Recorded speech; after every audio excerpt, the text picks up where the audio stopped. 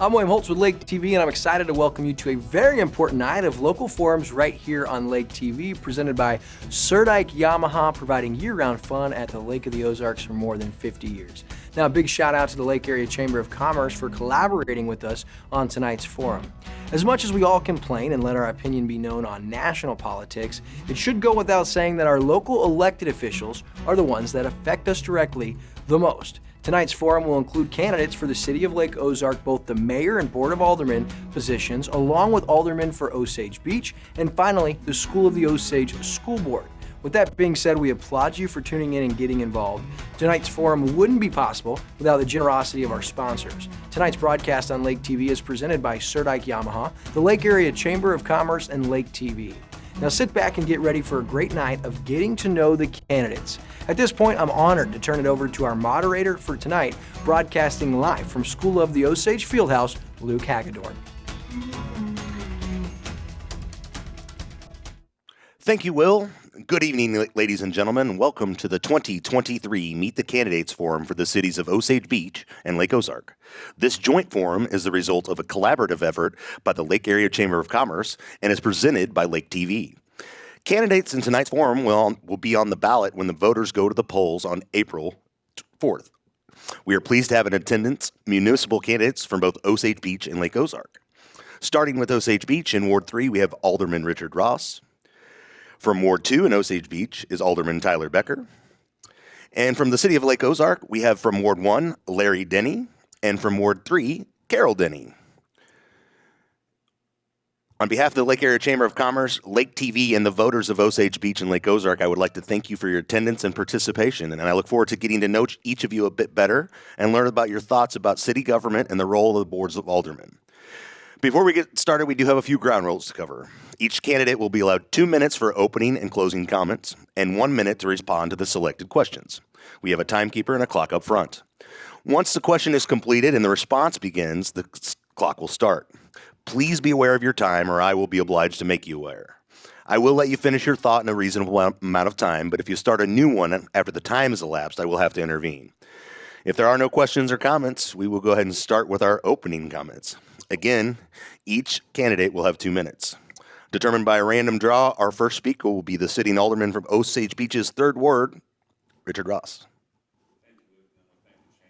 Thank you for putting this on and give us an opportunity to express some of our views and thoughts as we represent the people.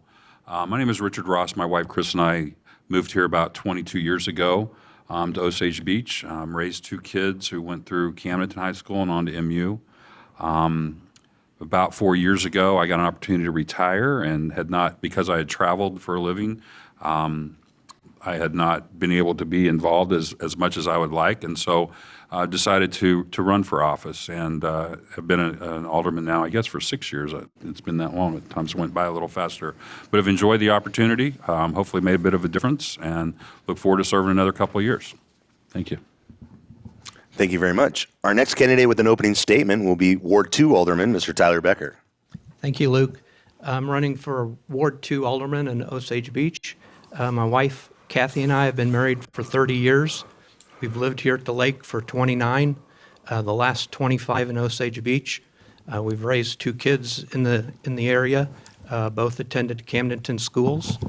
I'm currently the harbor master at Formula Boats, Missouri, in charge of boat storage and fuel operations, and I've been there for 12 years. Thank you very much. Moving on, our candidates from the city of Lake Ozark, challenging in the 3rd ward is Carol Denny. Good evening. I've been a resident for about 18 years. I was a flight attendant up until a year ago. I'm currently a local business owner. I've been involved in going to city council meetings and planning and zoning meetings for about the last 8 years. And I'm concerned about the strip. I'm concerned about the direction that we're going in. And it's time that they listen to what the people and the residents that live here, not the investors, want for their city. With our final 2-minute opening statement will be Ward 1 challenger, Larry Denny. Hello, thanks for having us all here. It's nice to be able to talk to the folks that are voting for us. I've lived at the lake since 1968. Went to Leland O'Mills and School of the Osage. I've just seen how things operate in the city, and it seems like they don't have the people in mind for Lake Ozark. I'm here to try to represent the people better and try and let the people talk. Thanks for your time, and off we go. Thank you very much. We put a call out to the community for pertinent questions regarding this particular election. We had a great number of questions submitted and had to make some tough choices to pare it down in the interest of time. Each candidate will have 1 minute to respond to the selected questions. We'll start down here with Larry, work our way down on this first set of questions. Question number 1, as a steward of the people's money, what is your philosophy concerning budgets and spending regarding the office you seek? Mostly is letting the people know where the money's going, letting them decide if that's where they want to have the money go. It just seems like that right now the people aren't being listened to. There's been many times that we've seen dissatisfaction with things that are happening, and even though the people are saying no, it just goes the other way. So I just would like the people to be able to tell where that's going and be advised as to how it's spent. Thank you very much. Next up is Carol. As a steward of the people's money, what is your philosophy concerning budgets and spending regarding the office you seek? I think budgets need to be balanced. You can't overspend what you don't have. So I think implementation is important when you're deciding what you're going to do and how you're going to do it. I haven't seen a lot of implementations, great ideas, but how are we going to pay for it? I think that money needs to be allotted for growth within the city. It costs money to make money, but how are you going to do that? And I think that they need to do a little bit more on implementation, and I'd be really strong on that. Up next from the city of Osage Beach, Mr. Tyler Becker. As a steward of the people's money, what is your philosophy concerning budgets and spending regarding the office you seek? I also agree budgets should be balanced, and the people should know where their money is being spent, and hopefully spending it the way they would like it to be spent in a prudent and reasonable manner. Alderman Ross, as a steward of the people's money, what is your philosophy concerning budgets and spending regarding the office you seek? Well, I would agree with what's said, but I'd also build on that to say that, one, I try to live with the philosophy that I would spend the people's money as if it was mine, with the same kind of principles. And to build on that would be, we don't spend more money than we bring in. All right. Now, there are some times when you bond for revenues like sewer and things like that, but generally we should not spend more money than we bring in. Along with it, I think reserve policies and things like that are very important and need to be followed so that we don't find ourselves in a place where we've purchased too much and now we can't afford those things, or we can't afford things that we need. And a lot of that goes to planning, and we've spent a lot of time over the last 4 to 6 years in Osage Beach doing so, and I think we've made a lot of progress to ensure that our reserves are in good shape and that we are set up to be able to afford what we have purchased. Thank you. Thank you. Moving on to question 2, and we'll start with Carol on this one. What experiences, professionally and personally, have prepared you for this office?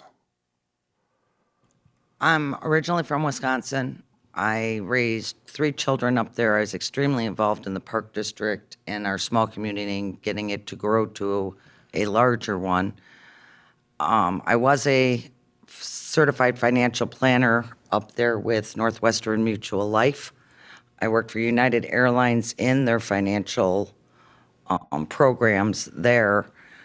And I do my homework. So I may not know the answer, but I'm willing to look and ask the questions to find the answer.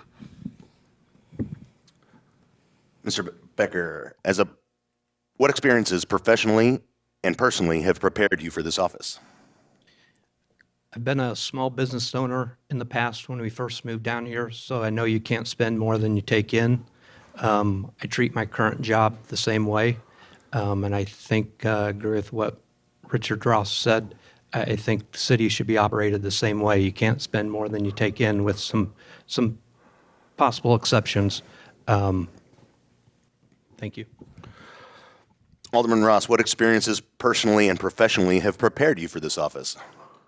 Personally, just having a family, putting a couple of kids through high school and college, that will always challenge some of your financial abilities. But on top of that, at 32 years at Taco Bell Corporation, the last 20 as a regional facility director, I was responsible for $40-some million of expense money annually, as well as capital improvement money, and trying to balance that, make sure that the money was spent on something that made a difference for the business, and that you got a reasonable payback on that investment. Thank you. And Mr. Larry Denny, what experiences personally and professionally have prepared you for this office? Well, it would have to be more personally. I drove a UPS truck for 35 years around here, so I really just kind of delivered packages most of my time, but I got to meet a lot of the folks. Like I said, I lived in this vicinity for 58 years. I've watched it grow, and I just think I would be a big help in making sure that the people would know what was going on in the city, so that they would be able to judge on their own what they think would be best for the city. Very good. Moving on to the next question, and Tyler will start us off on this one. As a public servant, you will interact with folks from all walks of life. What is your approach when working with people who may view things differently than you? Well, Luke, I certainly would listen to them. I feel I'm pretty open-minded and take in all the aspects of what we're talking about and everybody's opinion, and then you just got to make the best judgment from the information you've gathered. Alderman Ross, as a public servant, you will interact with folks from all walks of life. What is your approach when working with people who may view things differently from you? Well, I think that the first thing is to listen to them with respect. Just because they disagree doesn't mean that they don't have a good point. And many times I've found that I've learned more from folks that have disagreed with me than those that agree with me. So give them the same level of respect as anyone else, and that even though they disagree, they may have something more to say than maybe you should have considered to start with. Larry Denny, as a public servant, you will interact with folks from all walks of life. What is your approach when working with people who may view things differently from you? You know, as they said before, everyone has a different view about anything there is, no matter how you look at things. I mean, everyone is different. The best outcome of the situation would be to do what is best and right about the situation. I mean, some people, you can't please everyone all the time. And as you said, some people are against, some people are for, but you have to look out for the best interests and go with that thought and process. And up next is Carol. As a public servant, you will interact with folks from all walks of life. What is your approach when working with people who may view things differently from you? To listen. 18 years as a flight attendant has proven that you need to listen and really listen to what they're saying and come to the best conclusion with what is best for the majority and balance it. And it is a balancing act. Thank you very much. Moving on to the next question, and Alderman Ross will lead us off on this one. As we are joined by officials and candidates from both municipalities, how can Osage Beach and Lake Ozark work together to improve the quality of life for the lake area as a whole? Well, I think that the mayors would be the first place to start, and probably the administrators, and look at what their priorities are and figure out where they have some shared priorities and values that they could expand on. I mean, we already work with Lake Ozark through our sewer system. We have a shared sewer system. From a development standpoint, I think that there's ways to partner with them, even though by nature we're in competition in some ways. But understand that they're our neighbors, and there's probably ways that we can partner so that it's beneficial for both of us. But we got to find some common ground and start working together. As we are joined by officials and candidates from both municipalities, how can Osage Beach and Lake Ozark work together to improve the quality of life for the lake area as a whole? Like that really should have been happening from the beginning. I mean, people have to work together to make things better for everyone. As far as a competition between cities, I never really thought of it being that type of situation. It would, I really don't know how to answer that because it just seems to me that everyone should be working together anyway. That's the whole part of living, is just help one another, listen to each other, and do the best that we can for everyone. As we are joined by officials and candidates from both municipalities, how can Osage Beach and Lake Ozark work together to improve the quality of life for the lake area as a whole? I think that they do need to work together. Osage Beach is a lot larger. You have a lot more businesses, so you get more tax revenue, sales revenue. I think that together we could build with our police departments. And I think they've been extremely well with certain events that have happened in Lake Ozark, where Osage Beach has come in and supported Lake Ozark. And I think they should just continue with their friendship and work together. I think when big major things come in, such as these casinos they keep talking about, that is something that should be working with, we should be working with Osage Beach on how it's going to affect the whole community in the lake area in itself. Alderman Becker, as we are joined by officials and candidates from both municipalities, how can Osage Beach and Lake Ozark work together to improve the quality of life for the lake area as a whole? I would think the city leaders from both municipalities would get together and determine some shared values and priorities, whether that's sewer, whether that's planning and zoning, and then work together to achieve those goals. Very good. Moving on to the next question here, and we'll start with Larry Denny on this one. Voter turnout is traditionally quite low, especially in the April elections. What would you say to a potential voter to convince them to participate in the political process? Well, we've told many voters before that it's not just the voting. They need to be aware of what's happening in their city, ordinances, rules, regulations, laws. And it's amazing because a lot of people don't even worry about those things, but yet when they do come around and it's not the way they like, they're the first to say, well, how did this happen? So I would say to those voters that go out, vote with your heart and your mind to what you think would be the best opportunity for the lake to come together. And that would be, just the way to voice your opinion, is to go and vote and show up at the council meetings. Carol, voter turnout is traditionally quite low, especially in the April elections. What would you say to a potential voter to convince them to participate in the political process? Vote. Our country needs voters. Our citizens should be making the decisions.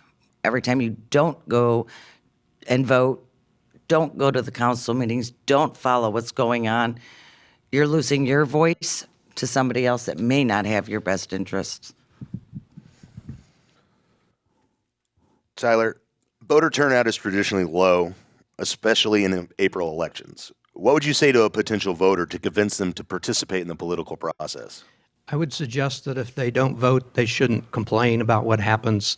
And I would also tell them that there is a relatively large ballot issue, at least on Osage Beach's ballot, as far as the recreational marijuana 3% sales tax is on our ballot. So I would suggest that they voice their opinion on all those topics.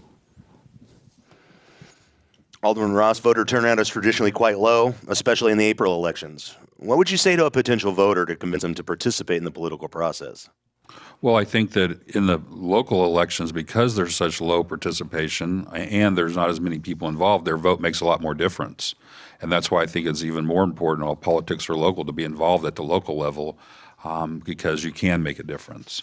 And if you're interested in being part of the solution, one of the best ways to do that, other than attending meetings and things so forth, is to start the process by voting. Very good.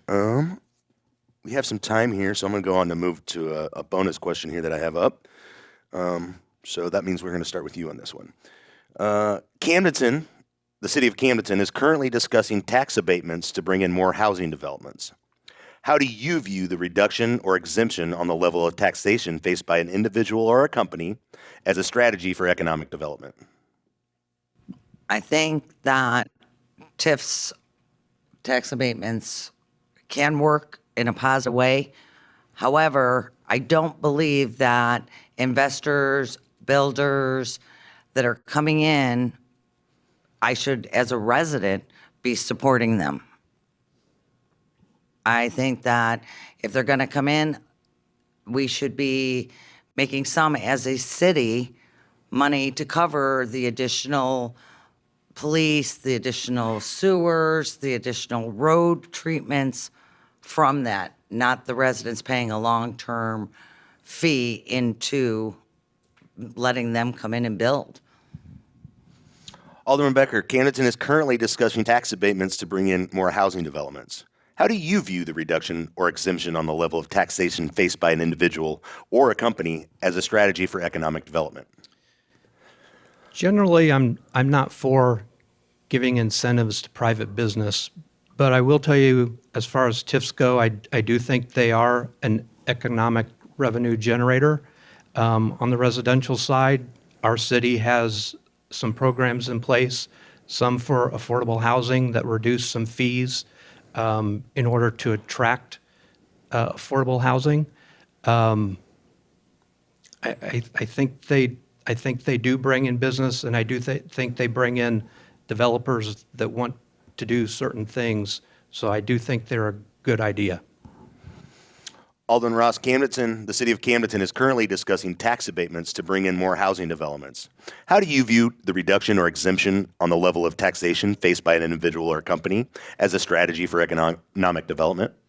Well, I think it's a strategy that you have to consider, and I tend to support as long as they're done with a conservative approach and a partnership approach, because if not, there's too many people out there that are offering those in other cities and municipalities.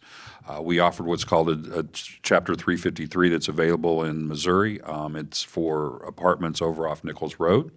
There was some contention about whether or not that should be put in place because it would defer school revenues especially. Right now, though, what happens is these grounds aren't producing tax revenue, and the amount of incremental tax revenue can be significant. And whenever it tends to solve for things like housing that are so short in this area, I think they're a good idea. Larry Denny, Camdenton is currently discussing tax abatements to bring in more housing developments. How do you view the reduction or exemption on the level of taxation faced by an individual or company as a strategy for economic development? Well, I'm not sure about Camdenton, but I know in the Lake Ozark area, the affordable housing is almost non-existent and going down as we speak, I guess I would say. To bring in new housing that is affordable, a tax abatement would be something to look at. As I've said in many other questions directed that way, as long as it's good for the city, done by the ordinance and rules, and if that would be a vote that the people would vote on, it just seems like the people should be allowed to tell the council or the government of Lake Ozark or Camdenton of what they want. My whole part is just letting the people be the ones that decide, not the folks that either can profit from it or, have a different interest, a conflict of interest. Very good. That concludes our question and answer portion of the evening, and we now will give each candidate an opportunity to make a closing statement of up to 2 minutes. We will go in reverse order of the opening statements, and again, please be aware of the timekeeper. This is your chance to speak directly to your constituents and ask them for their vote. First up, from Lake Ozark will be Ward 1 challenger, Larry Denny. He was going to start on that end. We started there to begin. Anyway, I'm sorry. Like I say, I've just grown up in Lake Ozark. I've watched it grow immensely, you know. I just hope that I would be a asset to the city in listening to the people.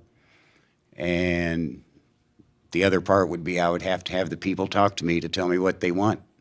So if I'm elected, I would get with the folks in my ward, talk with them, see what they think is best, and work from there. Next, challenging in the 3rd Ward is Carol Dinicky-Denny. I thought he was going to read the question again. Okay. This is just your closing statement. Oh, well. You got 2 minutes. I want to get everybody out. I want you to vote. I'd like to see more people starting to come to the city council meetings, the board meetings. They're twice a month on a Tuesday night. I will make sure that everybody gets there and gets the information if I'm elected. I will do my due diligence in investigating when ordinances are coming up or changes. It is extremely important to me to protect our residential areas and preserve part of what Lake Ozark is, the reason why I moved down here, why I stayed down here, and where I hope to stay for the rest of my life. Moving on to Osage Beach from Ward 2, Alderman Tyler Becker. You have 2 minutes. I just want everybody to know that I'm pro-growth, pro-business, have conservative values, and I would appreciate your vote on April 4th. Thank you. Our final speaker of the evening will be the Alderman from Osage Beach 3rd Ward, Mr. Richard Ross. Well, I want to thank everyone for the opportunity for the last 3 terms that I've had, and I'm applying for this job for the 4th term. I hope that I represent the folks well. Please contact me if you have either support or dissension around some of the things that we're working on. Tyler brought up earlier the recreational marijuana tax is coming forth. I hope people get out and vote for that. While I voted to put it on the ballot because I felt people should speak, I don't support it. I don't think that we should pick a particular product and tax it even more. I think also, when I've asked the question, why are we voting or why are we, doing this? The answer has been because we can, and I don't believe we should tax people because we can. They have aligned this to where it would go only to public safety and or the parks, but I don't think that's enough accountability either. We haven't demonstrated the need, and I don't think we've demonstrated the accountability that makes me comfortable supporting the tax of that nature. With that said, hopefully the conservative approach that I take to finances that I spoke about earlier is the right approach and have served us well. And if anyone has anything they'd like to speak to me about, my phone number is on the website, as well as my email address, and be glad to talk to you about anything you'd like to talk about. Thanks so much. Thank you, Alderman Ross. This concludes our 2023 City of Osage Beach and City of Lake Ozark Meet the Candidates Forum. Thank you to Lake TV, the Lake Area Chamber of Commerce, for all their efforts producing the forums in this election cycle. Also, thank you to the School of the Osage and their staff for helping us tonight. This valuable service to the voters of the communities would not have happened without the selfless efforts of so many folks. Also, thank you to the candidates for your willingness not only to join us this evening and let the voters hear directly from you, but for your willingness to put your name in line in an effort to serve your fellow citizens. Thank you to all who turned in tonight, and make sure you make your voice heard at the polls on Tuesday, April 4th. Godspeed, everyone. Good night.